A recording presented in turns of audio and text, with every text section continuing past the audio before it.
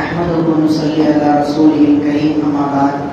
قال الله سبحانه وتعالى في القرآن المجيد وفي الفرقان الحميد: أعوذ بالله من الشيطان الرجيم. بسم الله الرحمن الرحيم. الحمد لله الذي خلق السماوات والأرض وجعل الظلمات والنور ثم الذين كفروا بربهم يعدلون. صدق الله العظيم. எல்லாம் அல்ல அல்லாஹ்வின் பேரருளால் இன்று 5வது நோன்பை நோற்று 6வது தராவியை தொழுது முடித்து கிட்டத்தட்ட 6.25 ஜுஸுவை நாம் ஓதியிருக்கின்றோம். எல்லாம் அல்ல அல்லாஹ் நம்முடைய நோன்பையும் நம்முடைய தராவிய தொழுகைகளையும் ஏற்றுக்கொள்வானாக. மீதம் இருக்கக்கூடிய நோன்புகளையும் தராவிய தொழுகைகளையும் சரியான முறையில் தொழுவதற்கும் நோன்பு நோன்பதற்கும் அல்லாஹ் தௌஃபீக் செய்வானாக. இன்றைக்கு ஓதப்பட்ட வசனத்தில் அல்லாஹ் இவ்வாறு கூறுகின்றான்: அல்ஹம்துலில்லாஹி அல்லதி ஹலகஸ் ஸமாவாதி வல் அர்த் வஜஅல ظுலுமாதி வன் நூர். அல்லாஹ் ஹலகஸ் ஸமாவாதி வல் அர்த், பூமியையும் வானத்தையும் படைத்தான். அதே போல இருளையும் வெளிச்சத்தையும் அல்லாஹ் படைத்தான். அப்படிப்பட்ட ரப்புக்கே எல்லா புகழும். வல்லதி ஹலககும் மின் தீன் ثم قضى أجلا. உங்களை அல்லாஹ் களிமண்ணில் இருந்து படைத்தான். மேலும் உங்களுக்கென்று சில தவணை காலத்தை அல்லாஹ் வைத்திருக்கின்றான். அல்லாஹ் மனிதனை படைக்கும் பொழுது சில இயல்புகளையும் சில பண்புகளையும் மனிதனுக்கு கொடுத்தான். அந்த எல்லா பண்புகளிலேயும் பிறப்பிலிருந்து ஒருத்தருக்கு இருக்கு அப்படின்னு சொன்னா அது சிரிப்பு அப்படின்ற ஒரு பண்பு. மிருகங்களால சிரிக்க முடிஞ்சாலும் அதனுடைய குணாதிசயங்களை தெரிஞ்சு மிருகங்கள் சிரிக்குமா அப்படின்னா கிடையாது. சில மிருகங்கள் சிரிப்பதை நீங்கள் பார்க்கலாம். ஆனால் மனிதனை போன்ற அந்த சிரிக்கக்கூடிய அந்த தன்மை இருக்குது, அல்லாஹ் மனிதனுக்கு மட்டும்தான் பிரத்யேகமாக கொடுத்திருக்கின்றான். நபிகள் பெருமானார் ஸல்லல்லாஹு அலைஹி வஸல்லம் ஹதீஸிலே பல ஹதீஸ் ரசூலுல்லாஹி ஸல்லல்லாஹு அலைஹி வஸல்லம் கடவாய்ப்பற்கள் தெரியும் அளவிற்கு சிரித்துள்ளார்கள் அப்படின்னு பல சஹாபாக்கள் அறிவிக்கிறாங்க. ரசூலுல்லாஹி ஸல்லல்லாஹு அலைஹி வஸல்லம் அவங்களை பத்தி, அவங்களுடைய தன்மைகளை பத்தி இப்னு ஜரீர் ரலியல்லாஹு சொல்லும்போது சொல்லுவாங்க: மா ரஅய்து ரசூலுல்லாஹி ஸல்லல்லாஹு அலைஹி வஸல்லம் இல்லா முதபஸ்ஸிமன். ரசூலுல்லாஹ்வை நான் எப்பொழுது கண்டாலும் அவர்கள் புன்முறுவல் பூத்தவராகவே தவிர நான் கண்டதில்லை. ரசூலுல்லாஹ்வுடைய தனிப்பட்ட ஒரு குணம் எப்படின்னா, யாரை பார்த்தாலும் புன்முறுவல் பூத்தவராக இருப்பாங்க. சில சமயங்கள்ல வாய் விட்டு சிரிக்கவும் செஞ்சிருக்காங்க. அதனால ரசூலுல்லாஹி ஸல்லல்லாஹு அலைஹி வஸல்லம் அவர்கள் நமக்கு என்ன சொல்லி தந்திருக்காங்க? முகத்தை எப்பொழுதும் புன்முறுவலோடு வைத்துக் கொள்ளுங்கள். நம்முடைய கஷ்டங்களை நாம் எப்படி வெளிப்படுத்த முடியும்? சில கஷ்டங்கள் இருக்கு, நம்ம உள்ள புதைத்து கொண்டு இருப்போம். ஆனா அந்த கஷ்டங்கள் எல்லாம் வரும் பொழுது ஒரு சிரிப்பு சிரிச்சு பாருங்களேன். தமிழ்ல ஒரு பழமொழி சொல்லுவாங்க: கஷ்டங்களை அருமருந்தாக்கும் சிரிப்பு. இந்த சிரிக்கும் பொழுது அந்த கஷ்டங்கள் ஒரு பெரிய ஒரு மருந்தா மாறிடுமா. சிரிப்பு பெரிய மருந்தா இருக்குமா அந்த கஷ்டங்களுக்கெல்லாம். அப்படி பழமொழி எல்லாம் இருக்குது. முகத்துக்கு நேரா பார்த்து சிரிப்பவன் நண்பன், கண்ணுக்கு நேரா பார்த்து சிரிப்பவன் கஞ்சன், இப்படி நிறைய பழமொழி அடிக்கடி சொல்லுவாங்க. அந்த மாதிரி சிரிப்பை பொறுத்தவரையில் இன்றைக்கு பல பேருக்கு இல்லாத ஒரு பெரிய ஒரு மைனஸ் இந்த சிரிப்பு தான்.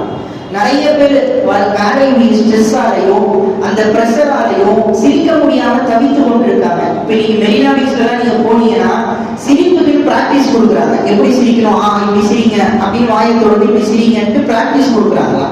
அந்த அளவிற்கு மனிதனுக்கு அந்த சிரிப்புடைய முக்கியத்துவத்தை அல்லாஹ் இங்கு சொல்கின்றார். எல்லா பண்புகள்லையும் இந்த சிரிப்பு அப்படின்றது குழந்தை பருவத்துல இருந்து ஒருத்தருக்கு இருக்குது.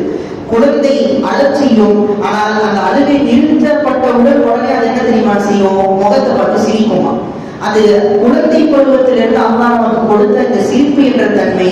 எனவே நாம ஒரு முஸ்லிமை பார்த்தாலும் அல்லது நமக்கு எப்பொழுதெல்லாம் கஷ்டங்கள் வருகிறதோ நம்முடைய எக்ஸ்பிரஷனை வெளிப்படுத்தக்கூடிய நிலைமை எப்படி இருக்கும்னா சிரிப்பாக இருக்கணும். சரி, ரசூலுல்லாஹி ஸல்லல்லாஹு அலைஹி வஸல்லம் எப்ப சிரிச்சாங்க அப்படின்ற ஒரு 2-3 நிகழ்வை மட்டும் சொல்லி முடித்துக் கொள்ளலாம். ஸல்லல்லாஹு அலைஹி வஸல்லம் அவர்கள் கைபர் போர்லாம் முடிச்சுட்டு வராங்க, வீட்டுக்கு வராங்க. அன்னை ஆயிஷா ரலியல்லாஹு அவங்க ரொம்ப சின்ன பிள்ளை. அவங்க ஒரு 9 வயசுலலாம் ரசூலுல்லாஹி ஸல்லல்லாஹு அலைஹி வஸல்லம் திருமணம் செஞ்சு வீட்டுக்கு போயிட்டாங்க, வீட்டுக்கு கூப்பிட்டு வந்துட்டாங்க. இப்ப ஆயிஷா ரலியல்லாஹு அவங்க தங்களுடைய சிறு தோழிகளோட அந்த விளையாட்டு பொம்மைகளை வச்சு விளையாடுவாங்களாமா. ஆயிஷா ரலியல்லாஹு அவங்களுக்கு தனி அலமாரியை வச்சு தந்தாங்க ரசூலுல்லாஹ். அந்த பொம்மைகள் எல்லாம் அடுக்கி வச்சிருந்தாங்க. அப்ப திடீர்னு ஒரு நாள் காற்று அடிக்கிற அந்த பொம்மைகள் அந்த ஸ்கிரீன் விலகுது, அந்த திரை விலகியவுடன் ரசூலுல்லாஹி ஸல்லல்லாஹு அலைஹி வஸல்லம் அன்னை ஆயிஷா ரலியல்லாஹு அன்ஹா அவங்க வைத்திருந்த அந்த பொம்மைகளை பார்க்கிறார். அந்த பொம்மைக்கு நடுவுல ஏதோ ஒரு பொம்மை, ஒரு குதிரை, அந்த குதிரைக்கு 2 ரெக்கைகள் இருக்கிற மாதிரி ஒரு பொம்மை. அதை ரசூலுல்லாஹி ஸல்லல்லாஹு அலைஹி வஸல்லம் பார்த்துட்டு ஆயிஷா ரலியல்லாஹு அன்ஹா கூப்பிட்டு கேட்டாங்க, என்னம்மா இது என்ன பொம்மை, வித்தியாசமா இருக்கு, குதிரைக்கு ரெக்கை இருக்கும் அப்படின்னு நான் கேள்விப்பட்டதே இல்லையே அப்படின்னு ஆயிஷா ரலியல்லாஹு அன்ஹா கேட்க, ஆயிஷா ரலியல்லாஹு அன்ஹா சொன்னாங்களாமா, ஏன் உங்க சுலைமான் அலைஹிஸ்ஸலாம் நபிகெல்லாம் ரெக்கை இருக்கிற குதிரையெல்லாம் நீங்க பார்த்தது இல்லையோ அப்படின்னு கேட்டாங்களாம். ஆயிஷா ரலியல்லாஹு அன்ஹா அவங்க சிறு பிள்ளைத்தனமா கேட்ட அந்த விஷயம், அதை ரசிச்சு ரசூலுல்லாஹ் கடவாய் பொருட்கள் தெரியும் அளவிற்கு சிரித்திருக்கின்றார்கள் அப்படின்னு இந்த ஹதீஸ் அறிவிக்கிறார். புகாரி ஷரீஃபில் பதிவாகியுள்ள ஹதீஸ்.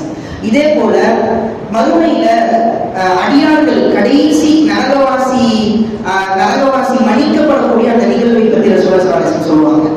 கடைசி நரகவாசி அல்லாஹ் அவருடைய எல்லா பாவத்தையும் மன்னிச்சிருவான். அப்ப அவரை கூப்பிட்டு சொல்லுவாங்கம்மா, இந்த மாதிரி நீ உலகத்துல இவ்வளவு பாவம் செஞ்சிருக்க, இதெல்லாம் பார்த்துக்கோ, இது சின்ன பாவம், இது பெரிய பாவம், இப்ப இந்த நேரத்துல நீ இதை பண்ணியிருக்க, இவ்வளவு பெரிய குற்றங்கள் எல்லாத்தையும் செஞ்சிருக்க, ஆனா இந்த ஒவ்வொரு பாவத்துக்கு பகரமா அது எல்லாத்தையும் உனக்கு நான் நன்மையா எழுதி கொடுத்துக்கிறேன், நீ சுவனத்துக்கு போ அப்படின்னு சொல்லிடுவாங்க.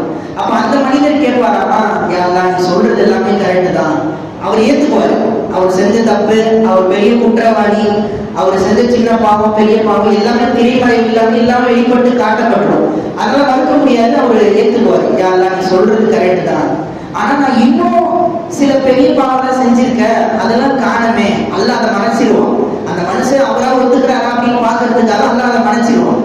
அப்ப அந்த மனிதர் திரும்பி கேட்கிறாரு, யா அல்லாஹ் நான் இன்னும் பல பாவங்கள்ல செஞ்சிருக்கேன், ஆனா அதை நீ காட்டவே இல்லையே அப்படின்னா அந்த மனுஷன் விட்டதே பெரிய ஒரு இது அப்படின்னு போகாம அல்லாஹ்கிட்டயே வந்து நான் திரும்பி பாவம் செஞ்சேன், அந்த பாவத்தை காட்டாம போயிட்டியே அப்படின்னு அல்லாஹ் கிட்ட வந்து ஒரு கோரிக்கையை வைப்பாங்க.